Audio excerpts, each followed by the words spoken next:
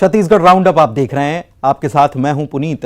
चलिए करते हैं खबरों की शुरुआत। सीएम भूपेश बघेल की बात करते हैं, जिनका प्रदेश व्यापी दौरा जो चल रहा है, इसमें इसी क्रम में मुख्यमंत्री कल जशपुर का दौरा करने वाले हैं। कुनकुरी विधानसभा का दौरा करेंगे। 12:30 बजे फरसाबहार विकासखंड पहुंचेंगे।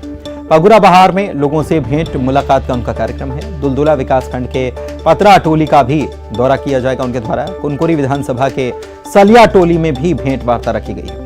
कुनकुरी में भी मुख्यमंत्री का जो कार्यक्रम है वो रात्रि विश्राम का है। तो मुख्यमंत्री का भेंट मुलाकात कार्यक्रम चल रहा है और प्रदेश व्यापी दौरा भी लगातार जारी है।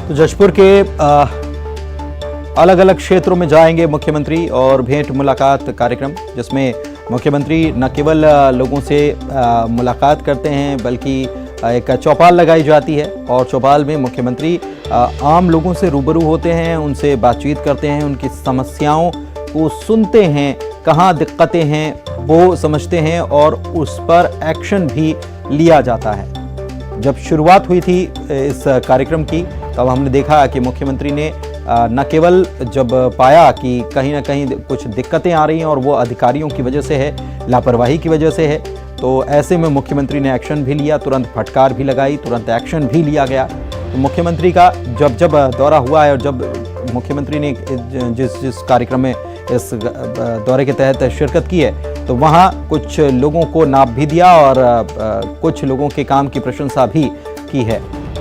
दीपक हमारे संवाददाता हमारे साथ फोन लाइन पर जुड़े हुए हैं, उनसे बात करते हैं। दीपक, मुख्यमंत्री का दौरा जब से शुरू हुआ है तब से ये चर्चा में है और हम बता भी रहे थे अपने दर्शकों को कि मुख्यमंत्री जहां दौरा करते हैं तो अधिकारी सजग हो जाते हैं और जो लापरवाही करता है उस पर कार्रवाई भी होती है। बहरहाल क्या तैयारियां हैं, मुख्यमंत्री आ रहे हैं तो? जी पुनीत, मैं आपको बताऊं कि जशपुर जिले में भी सीएम के आगमन को लेकर यहाँ पे तैयारियां जोर शोर से चल रही हैं। हालांकि इससे पहले भी अभी कुछ दिनों पहले सीएम का दौरा हुआ था, लेकिन किसी वजह से उन्हें ये दौरा जो है आधे में छोड़कर वापस दिल्ली जाना पड़ा था और उसके बाद जो है सीएम कल से जशपुर जिले के दौरे पर हैं और कल जो है सीएम कुनकुरी विधानसभा का दौरा करेंगे और अगले दिन वो जशपुर विधानसभा का दौरा करेंगे। सीएम का कुल 3 दिनों का यहाँ पर कार्यक्रम है और इसको लेकर प्रशासन यहाँ पर जो है सतर्क नजर आ रहा है, क्योंकि पिछली बार जो है पत्थलगांव विधानसभा के दौरे के वक्त जो है सीएम को काफी गड़बड़ियों की शिकायत मिली थी, जिस पर सीएम ने कार्रवाई करते हुए एक तहसीलदार समेत 5 कर्मचारियों को यहाँ पर निलंबित किया था। उसके बाद जो है कहीं ना कहीं प्रशासन सख्ते में है और प्रशासन जो है अब अपनी किरकिरी होने को जो और अपनी साख बचाने को लेकर जो है यहाँ पर सतर्क नजर आ रहा है और जो भी शिकायतें हैं उस बीच जो प्रशासन है उन शिकायतों को दूर करने की कोशिश कर रहा था। गाँव-गाँव में प्रशासनिक टीम जा रही थी, लोगों से मिल रही थी और उनकी जो शिकायतें थी उनको दूर करने की कोशिश कर रही थी और देखा जा रहा है कि आने वाले जो दौरे हैं जशपुर और कुनकुरी विधानसभा में उस दौरान भी जो है जो प्रशासन के लोग हैं वो कहीं ना कहीं जो है जो शिकायतें हैं उसको कार्यक्रम स्थल के बाहर ही निराकरण करने की तैयारी कर रहे हैं। कि पहले जो लोग शिकायतें या समस्याओं को लेकर प्रशासनिक दफ्तरों के चक्कर काटते थे, अब प्रशासन उनकी समस्याओं को दूर करने के लिए उनके चक्कर काट रहा है। बिल्कुल जाहिर सी बात है कि जिस तरीके से जो आम लोग हैं वो जो है अपनी समस्याओं को लेकर ऑफिसों के चक्कर लगातार काटते हैं, लेकिन उन सब के लिए जो मुख्यमंत्री का ये कार्यक्रम है वो मील का पत्थर साबित होता नजर आ रहा है, क्योंकि मुख्यमंत्री के आगमन के 1 माह पूर्व ही जशपुर के जो कलेक्टर हैं वो गांव-गांव में जा रहे थे और गांव-गांव में वो जन चौपाल लगा रहे थे और तीनों विधानसभा में जो है कलेक्टर ने जिले के तीनों विधानसभाओं में तीनों विधायकों को साथ लेकर जन चौपाल लगाया था, लोगों की समस्याएं सुनी थी और उन समस्याओं का त्वरित निराकरण भी किया गया था। और इस दौरान जो है लापरवाह बरतने वाले कई कर्मचारियों को भी कलेक्टर ने निलंबित किया था और लेकिन उसके बावजूद जिस तरीके से मुख्यमंत्री के सामने शिकायतें मिली है तो कहीं ना कहीं प्रशासन यहाँ पर अब सतर्क नजर आ रहा है और प्रशासन की कोशिश है कि मुख्यमंत्री तक ज्यादा शिकायतें न पहुंच पाए ताकि जो है यहाँ पर प्रशासन की किरकिरी ना हो। बहरहाल देखना होगा कि बहुत शुक्रिया दीपक आपका इस जानकारी के लिए। तो अब तक सुर्खियां ये बनती थी कि लोग प्रशासनिक दफ्तरों के चक्कर काटकर थक गए और उनकी समस्याओं का निराकरण नहीं हुआ, लेकिन अब तो प्रशासनिक लोग दौड़ रहे हैं कि आपकी कोई समस्या है तो हमें बताइए, मुख्यमंत्री तक बात ना पहुंचे, अपनी साख बची रहे, इसकी कोशिश यहां देखने को मिल रही है। दुर्ग से बड़ी खबर आपको बता रहे हैं, महिला की हत्या के मामले में 2 आरोपी गिरफ्तार किए गए। 2 आरोपियों को पुलिस ने गिरफ्तार किया है। आपसी रंजिश में महिला की हत्या की गई थी, ऐसी जानकारी सामने आई है और इसमें महिला का पड़ोसी ही हत्यारा निकला है। महिला की हत्या कर शव को बोरे में भरकर गटर में फेंक दिया था और इस मामले में पुलिस ने 24 घंटे के अंदर आरोपियों को गिरफ्तार कर लिया है। नेवई थाना क्षेत्र का ये मामला है।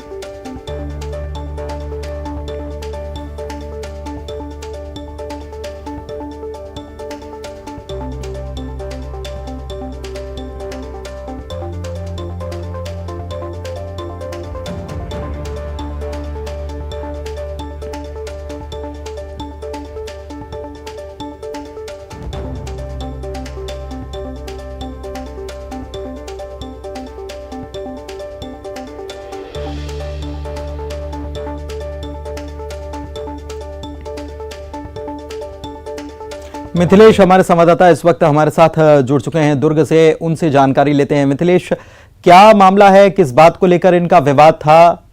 महिला की हत्या तक इन्होंने कर दी और बड़े नृशंस तरीके से हत्या करके महिला के शव को बोरे में भरा और उसके बाद नाले में फेंक दिया। निश्चित रूप से एक बड़ा मामला था पुनीत। ये पड़ोसी ही इसका हत्यारा निकला है। कुछ दिन पूर्व मृतका और पड़ोसी का विवाद हुआ था। ये विवाद किस तरह का था इसका पुलिस ने खुलासा नहीं किया, लेकिन कुछ दिन पूर्व हुए विवाद ही ये हत्या का कारण निकला है। आरोपी ने अपने साथी के साथ मिलकर इस पूरी वारदात को अंजाम दिया था। 17 और 18 जून की दरमियानी रात वो अपने दोस्त के साथ महिला के घर में गया, लोहे के हथौड़े से उसके सर पर कई वार किए, जिससे महिला वो मौके पर ही खत्म हो गई। उसको बोरे में बंद किया और समीप के सुलभ शौचालय के सेप्टिक टैंक में डाल दिया और वापस अपने घर में आ गए। कल ही इस पूरे मामले का पता चला था जब सफाई कर्मचारी सेप्टिक टैंक की सफाई करने के लिए वहां पहुंचे थे और उन्होंने देखा कि बोरे में किसी महिला का शव है। तत्काल पुलिस को सूचना दी गई, जिसके बाद पुलिस जांच कर रही थी और जांच में ये बात सामने आई थी कि पड़ोसी से महिला का कुछ दिन पूर्व विवाद हुआ था। जब उसको हिरासत में लेकर पूछताछ की गई तो पूरे मामले का खुलासा हो गया। तो आज दोनों आरोपियों को पुलिस ने गिरफ्तार कर लिया है और दोनों के खिलाफ में हत्या की धारा के तहत कार्रवाई की जा रही है। बहुत ज्यादा उम्र मिथिलेश इनकी लग नहीं रही है, लेकिन इनकी इन्होंने जो करतूत की है वो बहुत हैरान कर देने वाली है।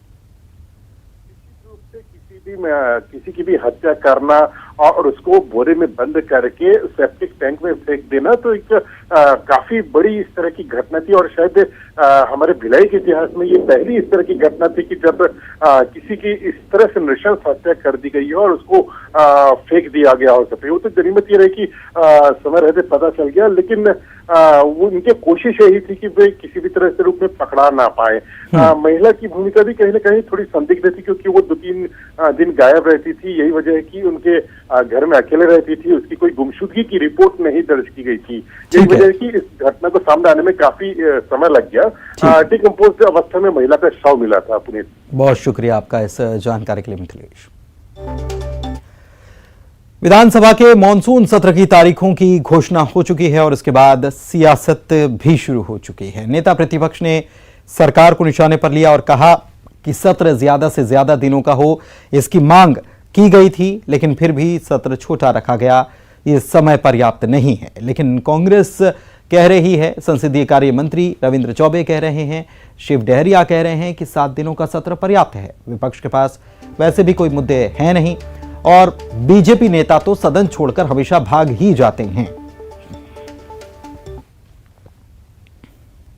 नोटिफिकेशन के पहले इसकी मांग के थे सरकार से भी और स्पीकर साहब से भी कि कम से कम में 10 दिन का सिटिंग होना चाहिए, क्योंकि प्रदेश में जिस प्रकार से समस्याएं हैं, चाहे वो खाद बीज का मामला हो, घटनाओं का मामला हो, माफियाओं का मामला हो, अनेक प्रकार के जो मामले हैं, उसको उठाने के लिए पर्याप्त अवसर विधानसभा में मिलना चाहिए। सभी सदस्यों को अपनी बात रखने का अवसर मिलना चाहिए। लेकिन पता नहीं क्यों कांग्रेस की सरकार इससे भागना चाहती है। सत्र जितना छोटा कर सकते हैं उसमें रिकॉर्ड बना रहे हैं और जो जनहित के मुद्दे जो आने चाहिए, सत्र छोटा होने के कारण में जनहित के मुद्दे भी आने से बच जाते हैं। केवल अपने सरकारी कार्य निपटाने तक के सत्र को एक मशीन बना लिया है। 13 सत्र इस विधानसभा का लगातार हो गया और जितने दिन के लिए विधानसभा आहूत किया जाता है उतने दिन भी वो सदन में बैठ करके चर्चा करने से कतराते क्यों हैं, सदन से भागते क्यों हैं, अपने प्रश्नों का उत्तर क्यों नहीं लेते। सरकार हर मोर्चे पर उनका जवाब देने के लिए तैयार है। सरकार सदन में उनके हर प्रश्नों का जवाब देने के लिए तैयार है, लेकिन पहला दिन नारेबाजी करते हैं, दूसरे दिन बापू के पास जाके बापू को तंग करते हैं और तीसरे दिन सदन छोड़ करके भाग जाते हैं। देखिए, भारतीय जनता पार्टी के पास तो कोई मुद्दा ही नहीं है। विधानसभा में क्या मुद्दे उठाते हैं, देखिए, विधानसभा में हल्ला कर लेते हैं और पलायन करके भाग जाते हैं। कहीं चर्चा करते हैं क्या विधानसभा में? जो इस तरह की बातें करते हैं, विधानसभा में चर्चा के लिए पर्याप्त समय उनको दिया जाता है, लेकिन चर्चा के बजाय वो पलायन कर जाते हैं। कवर्धा में 10 करोड़ की लागत से बने बस स्टैंड में बसों की जगह गोबर के उपले रखे जा रहे हैं। बस स्टैंड का निर्माण 2 साल पहले हो चुका है। इसके 2 साल बाद भी लोकार्पण नहीं हुआ, जिससे करोड़ों की लागत से बना बस स्टैंड खंडहर बन रहा है और यहां उपले देखकर लगता है कि ये गोठान है, लेकिन जिले में बीजेपी सरकार के समय इसका निर्माण हुआ था और प्रदेश में कांग्रेस सत्ता में आई, जिसके बाद से ये बस स्टैंड खंडहर बन चुका है। अब वो कंडे, अभी बरसात है और कंडे हमने बनवाया है, वो तत्कालिक व्यवस्था के लिए अभी रख दिया गया है। जिस दिन बस स्टैंड लोकार्पण होगा उस दिन हम उसको अन्यत्र। दुर्ग जिले में इन दिनों कई विकास कार्य चल रहे हैं, लेकिन अधिकांश विकास कार्य अधूरे हैं। इस बीच बारिश का मौसम आ गया और इसकी वजह से विकास कार्यों को पूरा कर पाना अब मुश्किल हो रहा है। सबसे ज्यादा समस्या भिलाई रायपुर 4 लेन पर आ रही है, जहां पर 5 फ्लाईओवर का निर्माण चल रहा है, लेकिन ये अधूरे हैं और ब्रिज के निर्माण कार्य की वजह से गड्ढे, मलबा जैसी कई चीजें सड़क पर हैं और एक दुर्घटना होने की आशंका भी एक तरफ बनी रहती है, दूसरी तरफ गड्ढों में पानी भरने से भी कई बीमारियों का खतरा फैलने की आशंका रहती है। बारिश आ चुकी है और दुर्ग जिले में कई कार्य ऐसे हैं जो अधूरे पड़े हुए हैं। मैं आपको दिखाना चाहूँगा, ये सबसे प्रमुख पावर हाउस का क्षेत्र है, 4 लेन सड़क है, जहाँ पर आप देख सकते हैं कि फ्लाईओवर का निर्माण किया जा रहा है, मगर जो कार्य अधूरा है उसकी वजह से कैसी परेशानियाँ हो सकती है। देखिए, पूरा मलबा पड़ा हुआ है और बारिश जब आएगी तो ये मलबा कहीं ना कहीं लोगों को भारी परेशानियों का सामना करना पड़ेगा इससे। और इसके तरह मैं आपको दिखाना चाहूँगा कि जब बाजू में नाली बनाई कितनी डेंजरस हो सकती है, कितनी खतरनाक हो सकती है, क्योंकि सर्विस रोड ही बची हुई है, जहाँ से एकमात्र करीब 10 से 15 फीट की ही ये चौड़ाई है, जहाँ से जितने भी भारी वाहन से लेकर लाइट वेट गाड़ियाँ हैं वो यहाँ से गुजरती हैं। और जब बारिश होती है तो यहाँ की स्थिति और भी खतरनाक होती है। लेकिन गड्ढे हैं, बड़े बड़े गड्ढे हैं, नालियाँ अधूरी पड़ी हुई है, मलबा डला हुआ है। ओवरब्रिज का जो काम है वो लंबे समय से चल रहा है, लेकिन अभी तक पूरा नहीं हो पाया था।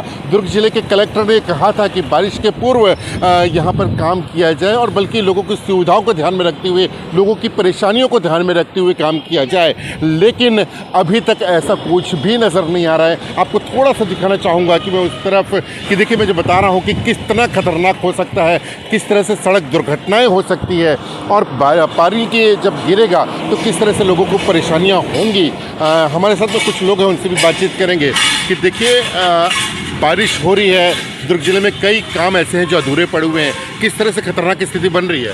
बेहद ही खतरनाक स्थिति है और चुने हुए जनप्रतिनिधियों को आम जनता से कोई सरोकार नहीं लगता है। ऐसा लगता है कि केवल अपने बंद एसी रूम में बैठकर सारी योजनाएं बनाते हैं और उसी को कागजों में दिखा देते हैं कि पूरी हो गई हैं। आम आदमी पीस रहा है। लोगों ने यही गुजारिश की है प्रशासन से कि जल्द से जल्द इन कार्यों की ओर ध्यान दिया जाए ताकि जो दुर्घटनाएं हैं उनको रोका जा सके। न्यूज़ 18 छत्तीसगढ़ के लिए दुर्ग से मिथिलेश ठाकुर।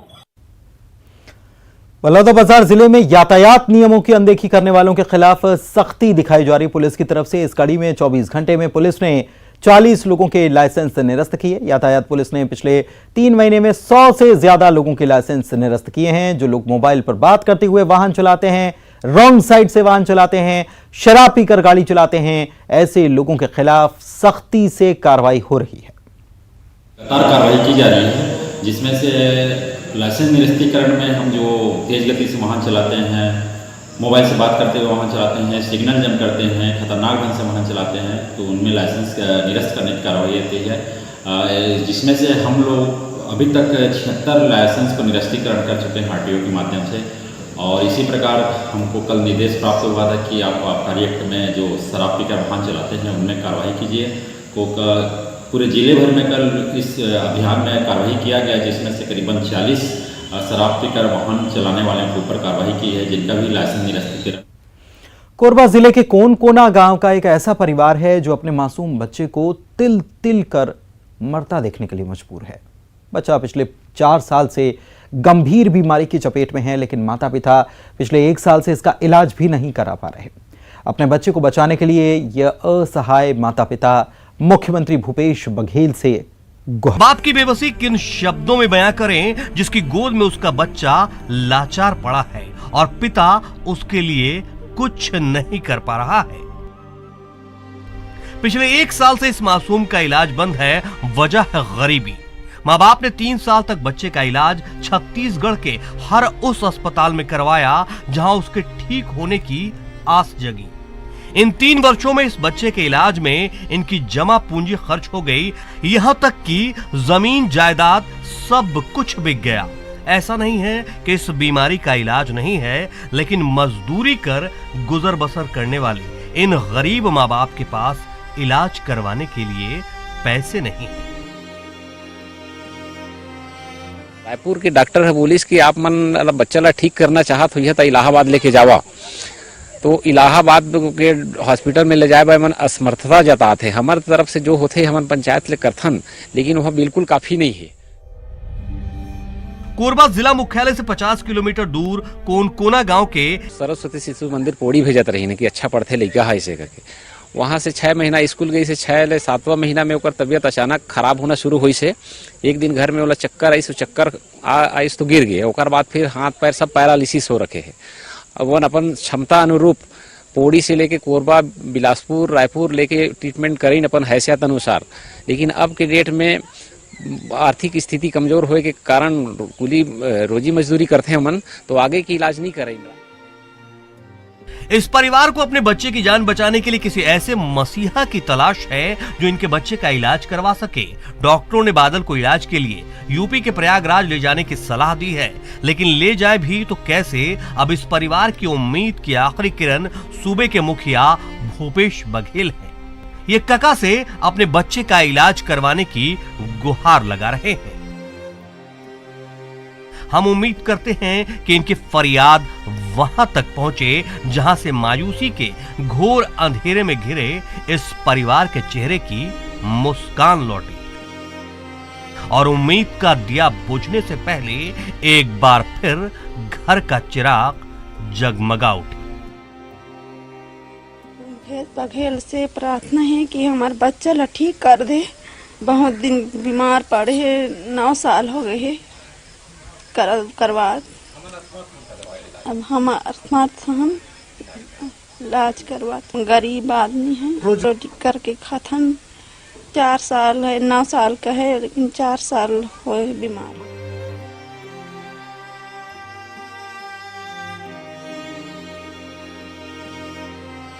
अब्दुल असलम, न्यूज़ 18, कोरबा।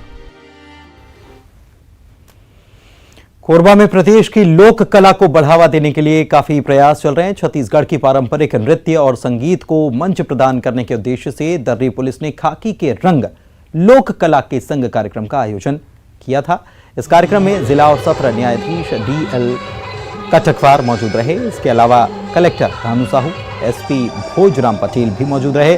कार्यक्रम में जिले भर से आए स्थानीय कलाकारों ने लोक कला की एक से एक बढ़कर प्रस्तुति दी, जिसका कार्यक्रम में मौजूद लोगों ने जमकर लुत्फ उठाया। हम नई पीढ़ी को अपनी संस्कृति पहुंचा रहे हैं। यदि जो पीढ़ी संस्कृति नहीं जानता है, जिन्हें वो अपनी मूल जो है संस्कृति कटने के बाद एक ऐसा वृक्ष होता है जिसका जड़ कट जाता है, और जड़ कटने का परिणाम क्या होता है, वो वृक्ष खत्म हो जाता है। संस्कृति को जीवंत रखने के लिए जरूरी है इस तरह कार्यक्रम आयोजित होते रहे लगातार। पुलिस डिपार्टमेंट ने सामुदायिक पुलिसिंग के तहत आज एक नई शुरुआत की है कि हमारी खाकी जो है हमेशा स्कूल में या अलग अलग कैंपों के माध्यम से अपना काम करती थी, लेकिन पहली बार आज हमारी पुलिस टीम ने खाकी के रंग के साथ में लोक कला को जोड़ा। ऐसे लोक कलाकार जिनको अभी तक जैसे मंच प्राप्त नहीं होता था, उन लोगों को हमारी पुलिस डिपार्टमेंट ने एक मंच दिया।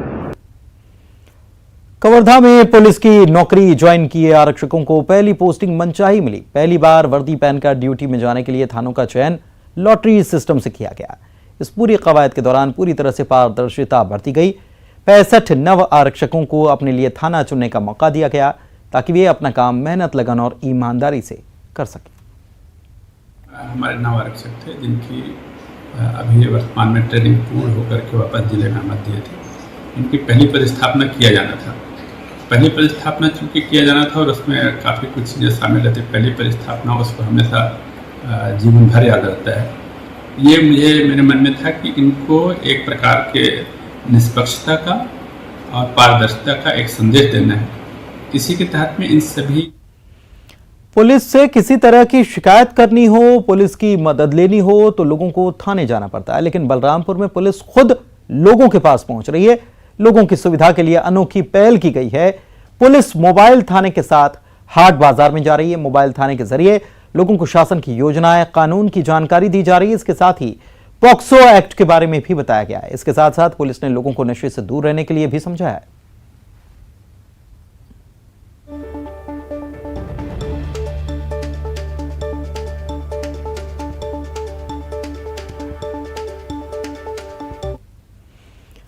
बालोद जिले के रिहायशी इलाकों में हाथियों का दल घूम रहा है, जिसकी वजह से स्थानीय लोगों में खौफ है। बीती रात जिले के मर्रामखेड़ा गांव में घुसे हाथियों ने 4 किसानों के घरों को नुकसान पहुंचाया और घर में रखे धान को खा गए। ग्रामीण किसी तरह अपनी जान बचाकर वहां से भागे। रात में ग्रामीण हाथियों के डर से रत जगह भी करने के लिए मजबूर हैं। 24 हाथियों का यह दल है। जिले के वनांचल क्षेत्र के गांवों में ये घूम रहा है और खेत में लगी गन्ने और केले की फसल को चौपट कर रहा है। हाथियों के दल ने कई मकानों को भी नुकसान पहुंचाया है।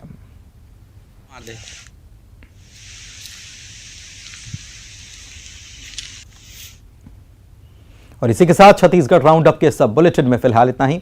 मुझे दीजिए इजाजत। नमस्कार।